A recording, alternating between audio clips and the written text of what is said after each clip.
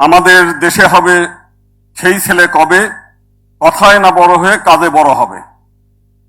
এখন থেকে 200 বছর আগে এই বাংলার মনের কথা বলেছিল কুসুম কুমারী দাস।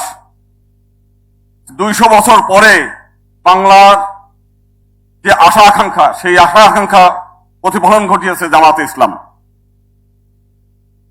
যে কাজ অন্যরা কেউ করে নাই, সেই কাজ আজকে জামাত ইসলামী করেছে।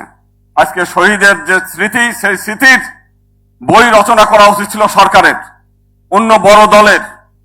তাদের পাশে দাঁড়ানোর কথা ছিল অন্যান্যদের, কিন্তু সেই কাজটা তারা করে নাই। শুধু তাই না, বাংলাদেশে যদি অসাম্প্রদায়িকতার নামে, সেকুলারিজমের নামে বহু ভণ্ডামি দেখেছি, কিন্তু বাস্তবতা হচ্ছে জামাত ইসলাম যে কার্যক্রম করেছে তার কাজ প্রমাণ করে যে একমাত্র বাংলাদেশ জামাত ইসলামই বাংলাদেশের একমাত্র অসাম্প্রদায়িক দল। সেটা তারা প্রমাণ করেছে। শুধু আজকে না, অতীতে আমরা দেখেছি বাংলাদেশের উত্তরবঙ্গে হিন্দু তীর্থযাত্রীরা জলে ডুবে মারা গেছে।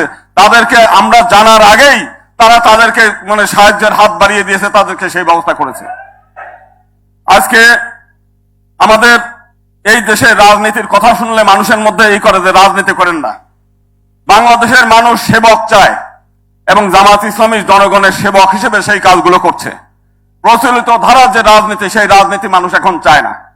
এখন মানুষ উদ্গ্রীব হয়ে আছে যে এই দেশ সব সংগঠনকে দেখেছে, এই দেশের আলেম ওলেমাদের দ্বারা, ধার্মিক লোকদের দ্বারা এই দেশ একবার দেশ পরিচালনা হোক, সেইটা চায়। এবং আমরা চাই যে আগামী দিনে জামাত ইসলামের নেতৃত্বে এই দেশ পরিচালিত হবে। রাজনৈতিক ক্ষমতা না, তারা দেশের সেবা করে ইতিমধ্যে প্রমাণ করেছে যে দেশের জনগণের আমরা সেবা করতে চাই এবং সেবা করে। ক্ষমতা তাদের কাছে বড় চাওয়া না, সেটা অলরেডি জামাত ইসলাম প্রমাণ করে দিয়েছে।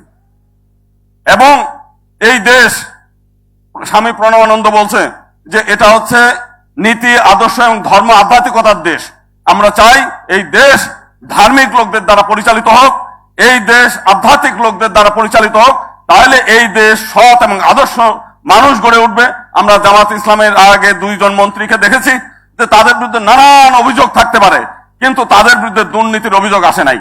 আমি আজকে আসার পথে একজন বলছিল যে একজন চোর, সে চোরও চায় না যে তার রুমের মধ্যে আরো 2টা চোর থাক, অসৎ লোক থাক, কারণ তার চুরি করার জিনিস যেন চুরি না হয়ে যায়। তো সেই কারণে বাংলাদেশের প্রতিটি মানুষ চায় যে একটা সৎ আদর্শ এবং সৃষ্টিকর্তার আইন দ্বারা এই দেশ পরিচালিত হবে, সেইটা চায়। এবং আমরা সেই দিনের অপেক্ষায় আছি। ধন্যবাদ।